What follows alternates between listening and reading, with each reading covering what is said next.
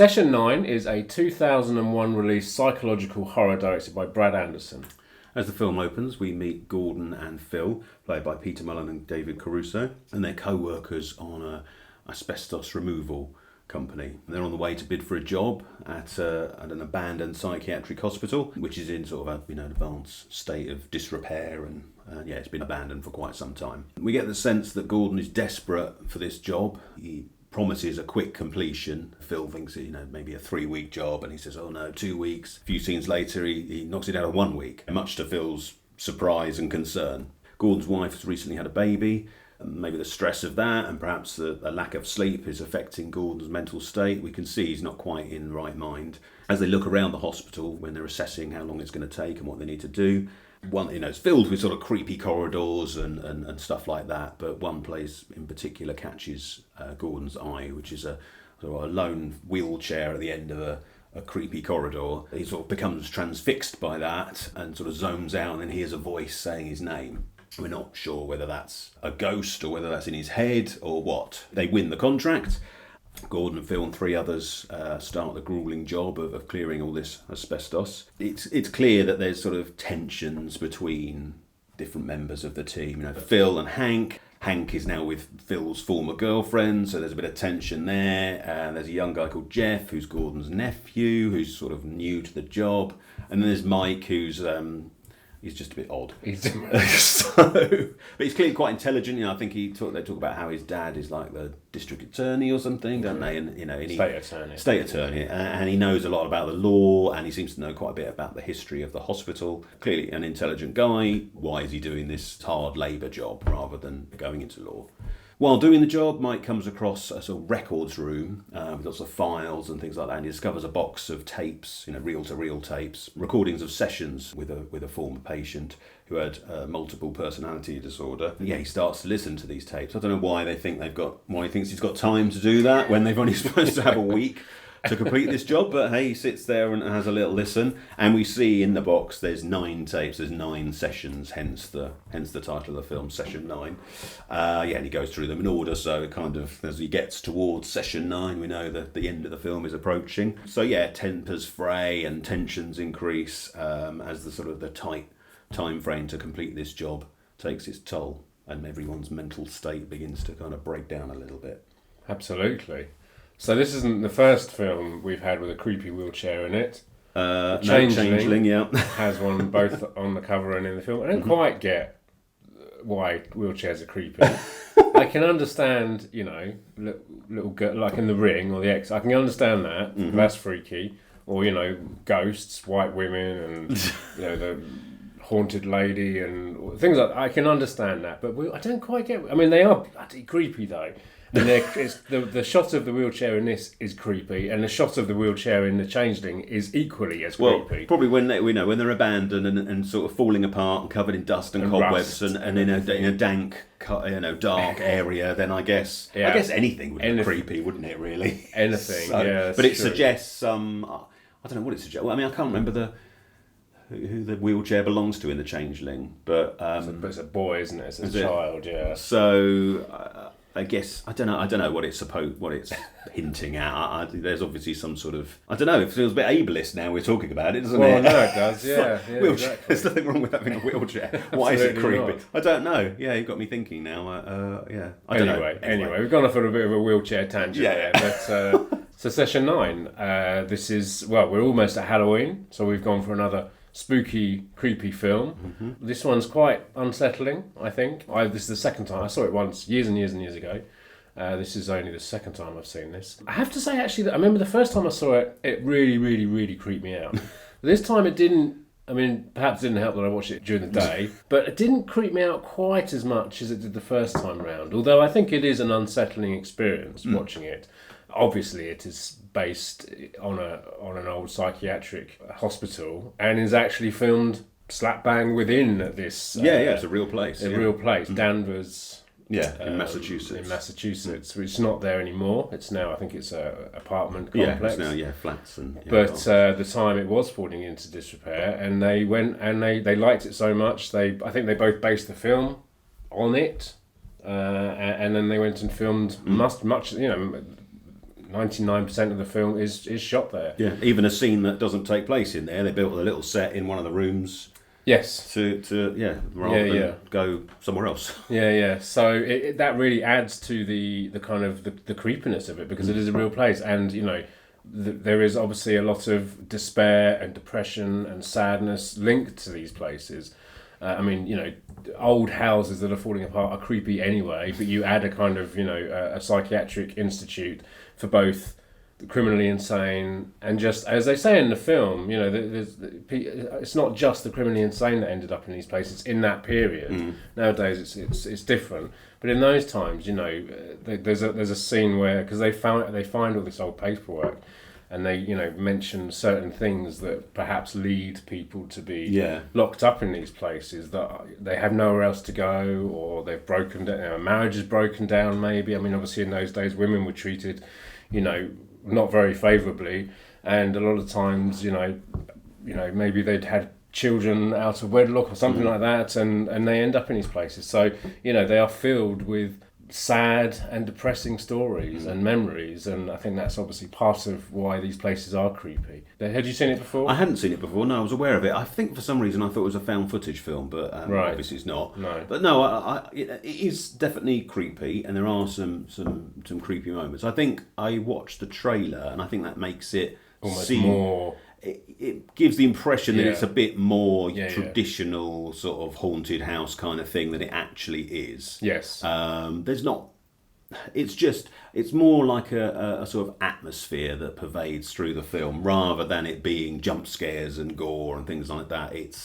There's just sort of a tension in the air between the characters. Yeah, it wasn't quite what I thought I was in for. No, if you've watched the trailer, because I watched the trailer myself the other day, because I hadn't seen it for quite a long time, and yes, the trailer kind of sets it up as a kind of, there are things that happen in there that if you put them in a short trailer, you think, oh, this is going to be a kind of haunted house type tale. Yeah, it's not that. That's why I think I like it, because I've seen a lot of haunted house films, and I love those films. We've done a couple, The Changeling, Haunting, and there have been plenty more modern ones as well. But this is not that, and you don't want to give anything away if you haven't seen it. It's difficult. It's difficult to talk about. It's a tricky one, but it's not. If you're, it is a psychological horror or psychological thriller. It is more about what you're not sure is there. It's that kind of thing, but it's not the kind of. It's almost like the place. Well, is it haunted or is it not haunted? Well, that's the thing. Yes, there's some voices that speak to somebody, but you're never really sure whether that's in their head, whether that's really happening. To me, it felt a bit ambiguous as to whether it was more a descent into sort of madness, a psychological break, rather than ghosts or anything, or anything supernatural. I don't think it explicitly, to me anyway, it wasn't explicitly supernatural. No, and I think it's probably more in line of films like, I don't know, just off the top of my head, something like Repulsion, Polanski's Repulsion, or The Tenant that we did on the channel as well. It's kind of, the setup of the film is this guy who is physically exhausted, clearly, and very stressed, both with work. It's asbestos abatement, which is obviously cleaning asbestos from these old buildings have asbestos, and it is a horrific substance that if you get it into your lungs, it's not a nice outcome at all. And so although they're protected, they wear masks, they have all the gear, they know they're professionals, they know what they're doing. There must be some kind of stress that comes with that kind of labour. It's like when people went down mines. It's a dangerous profession to be in, but someone's got to do it. And although whilst they're very professional, they are probably, you get to a point in your life where stress builds up, and exhaustion, and there's this kind of subplot where he's recently had a child. He's old. It was Peter Mullen who plays Gordon, who I think possibly was in his 50s at this point. So although they don't really mention that he and his wife are perhaps older, but you could see into that and think that maybe they're older parents who've had a child. I don't know, but that's the kind of subplot there as well. So the whole film, the beginning of it is all based on stress and exhaustion. So obviously we know what stress does to us. and where that can take you, and you put that into a kind of creepy film, then yes, it's going to perhaps go more towards psychological than supernatural. And I think, but that's why I enjoy it. I mean, I'm a big fan of psychological horror anyway. I think I prefer that because I think, we don't know enough about our own minds, let alone what goes bump in the night, and I think films like this really play on that and can be really effective.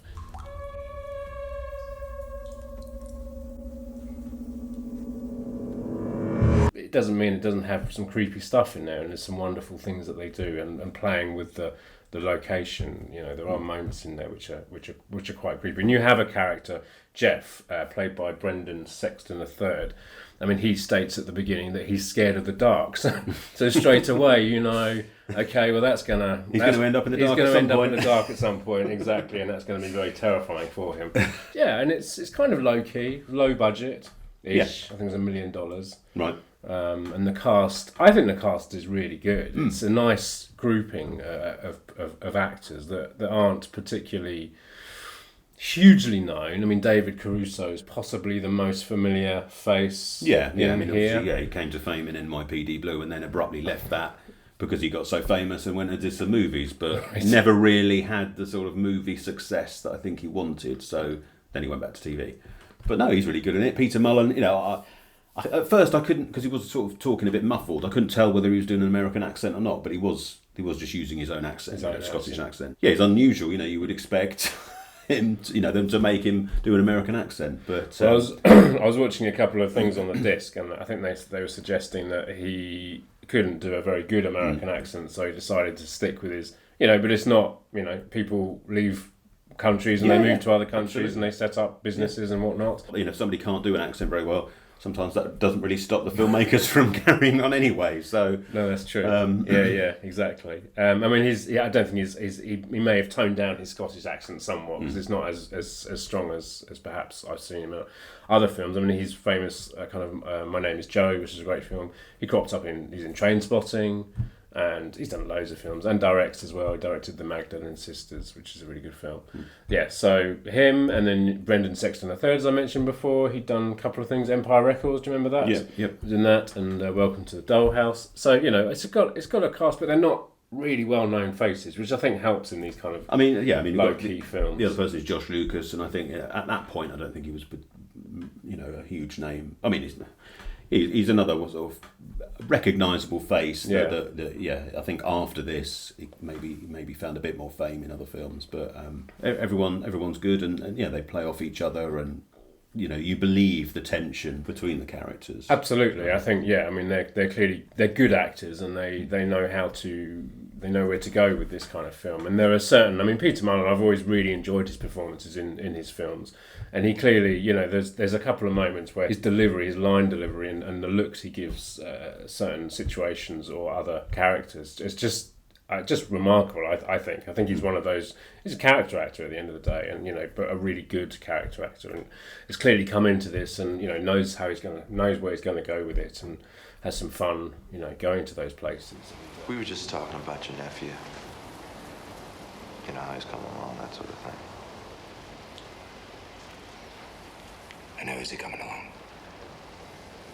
Yeah, I think they're a great cast. It's a small cast, which is quite nice as well. Perhaps maybe their characters haven't been developed too much, but do you need that? That's what I read that somewhere else. It wasn't me. That was someone else critiqued that. I think enough. I mean, there's sort of flashes of like Gordon's home life, and we see Phil briefly in a bar on his own, and Hank at home, well. Yeah. So we see sort of flashes of stuff, but not a huge amount. But I think we get enough that we get who these people are. Yeah, just from the way they behave on the job, Yes, absolutely. Yeah. Hank, for example, is he's not really bothered, is he? He's there, he knows what he's doing, but he can't really be bothered. Yeah. And Mike, I don't know. I mean, he seems to, he knows what he's doing and wants to work hard, but then he wanders off and listens to these tapes. So, I mean, that's one thing that did bother me slightly, is that they've got this time scale to do this job in, and there's a bonus involved as well. If they complete it, I think there's like a $10,000 bonus.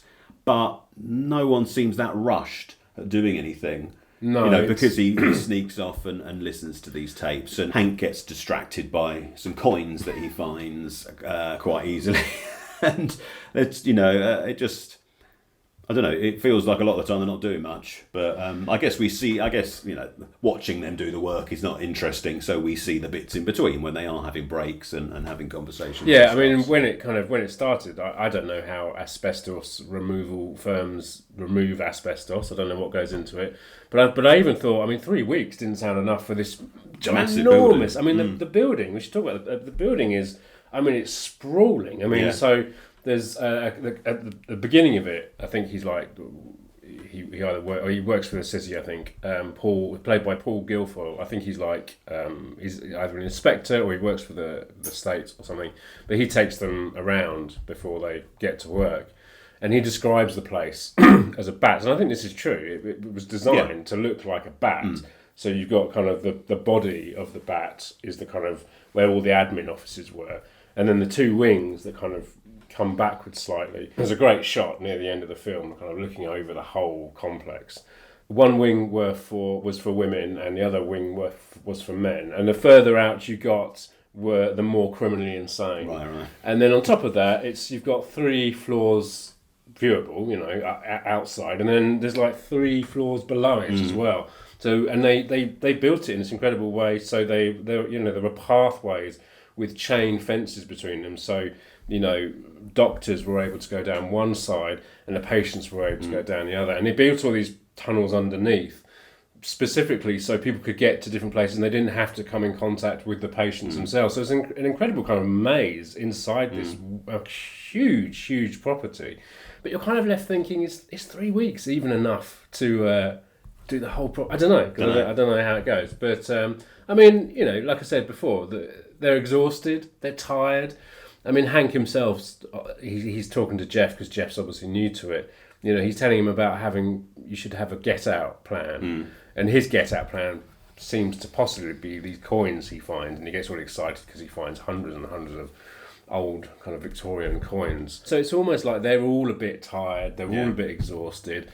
We've got, oh Christ, we've got to do this in a week. Well, you know, we'll do it or we won't do it. And there's a bit of that going on. But yeah, it's interesting. But I think it serves the plot quite well. I mean, just going back to the budget, it's filmed on sort of digital cameras, which in 2001 was quite rare. Obviously, most things were still filmed on film then. Yeah. And it definitely gives the film a certain look. Yeah. I mean, it almost looks like it should be found footage because obviously found footage is often filmed on, you know, camcorders and stuff like that. So, you know, it definitely has a kind of video look to it. Not you know, that it's not detailed or anything like that. You can just tell that it's not film. But I think that kind of, like I say, it kind of adds slightly different aesthetic and gives a different feel to the film because of that. Even though, like I said, I thought it was for some reason at the back of my mind, I thought it was a found footage when you first mentioned it. But it almost kind of feels like one when you're watching it because of the way that it was filmed. I think it looks great, and I think, you know, there's, you know, because it's a real old building, you know, they're literally I mean, I think, you know, the production design department did not have to do too much to the building, because, I mean, it's literally, you know, there was, you know, paint. They spoke at one moment how, because, you know, in psychiatric units they learn different things over the years. Apparently in the 60s, mint green paint was good because they thought that would like calm people. But then maybe 10 years time it's a different colour, so they paint over it and they paint over it again. But then as the paint starts to peel, you get all these wonderful colours, you know, the different layers of paint coming through. I mean, there's genuine graffiti in it and things like that. I mean, yeah, they added to that, I think. They added to it. There's certain rooms that have pictures, you know, stuck to the walls, and I think they put all that up. But yeah, for the most part, it just is as they found it. So yeah, I mean, if you haven't seen it, then I suggest checking it out. I mean, Brad Anderson has admitted that The Shining was a little bit of an influence on it, and you can definitely see the sort of similarities. So yeah, if you like The Shining, then yeah, it's certainly similar to that. Yes, he also mentioned Don't Look Now as well. I think he showed the cast Don't Look Now before they started filming, and there's definitely things in there that kind of link back to that as well. But so I've got it. So they Second Sight. I don't know, when did this come out? A couple of years ago. Yeah. I only bought it the other day. So it's one of their kind of nice box sets, and you get obviously disc. I mean, you'll know more. You can talk more about the quality of the film and maybe what's been done to the film. Can you talk about that more? I mean, it looked fine. Yeah, like I said, it was digitally, it's a digital camera they used, and like I say, you can tell, but the picture is crisp and clear, and yeah, it looks great. They've done a good job with that. Yeah, and then there's loads of stuff on. Lots of. I watched the second disc today, along with the film, and that's got some quite long interviews with the director and the cinematographer and the musicians. So this strange group called Climax Golden Twins, a Seattle-based kind of experimental noise ambient type group did the soundtrack for it. And I mean, the sound in this film is extraordinary. I mean, it's not a standard score. If you use an experimental musicians, you're not going to get a standard orchestral score, but I think that plays perfectly in with the film, and there is, voices and noises, and you're not quite sure what, I mean, even when the film opens up, I thought it was quite cool, because it kind of, they're sitting, well, you see Gordon sitting in the van, the camera's looking over his shoulder, and you suddenly start to hear what sounds like the radio being changed, but then there's another voice comes in. At first I thought it was like the radio DJ, but it's actually Phil who's sitting next to him, and you realise, it's actually him talking to him. So there's lots of, I think the sound in here is, really extraordinary. So there's a really cool interview with them and the producers. Yeah, there's some really, really good stuff on here. I haven't watched the first disc yet, but I think there's some great stuff on there. Yeah, I mean, I watched, there's an episode of Horror's Hallowed Grounds, is that what it's called? Yeah, Horror's Hallowed Grounds, which is a TV show, and they did an episode on Session 9. Okay. And the host had been to the building, a few years after the film was made. So it's pretty much in the same state. You could see some of the pictures they put up on the wall were still there, and the graffiti that they put and things like that. So. They found loads of, obviously vast majority of the film was made there, so all the locations that they used, this is where this happened, and that's where that happened, and this is where the wheelchair was, and things like that. So there's also a booklet which has a few essays in there, which are really interesting, and there's some production photos as well, which are quite nice to look at too. So and I think there's some postcards in there as well, which of course. I haven't looked at them, but I rarely look at the postcards. But it's a nice box set, I think it still holds up today. I think it's one of those films, again, because they spoke on one of the interviews that they spoke about. Was it USA Films produced it or distributed it? They wanted them to kind of put pop songs all over it, which they suggested. No, they didn't want to do that, and I think that usually dates films more. Yeah. You put music of the time over it, and that often dates it quite a lot, especially around 2000. Especially around that period. The amount of horror films like new metal soundtracks. Absolutely, yeah. So there's a song. There's a couple of songs in there. Jeff starts playing his ghetto blaster, and he starts pumping out this music, which he's told. Don't do that because you'll rattle the tiles and all the asbestos will get down into your lungs. And there's a song at the end of it as well. But no, I think it holds up today, and I think it feels like it could be made at any time. Perhaps the digital footage perhaps makes it feel a bit early 2000s. But I think it still holds up today. I think it's really good, and if you haven't seen it, I absolutely recommend it. So that was session 9, and as always, if you enjoyed the video, let us know in the comments below. Hit the subscribe button up there, and don't forget to push the bell for notifications. There's some other videos to check out either side of us. Come and find us on social media, and join us again soon for another video.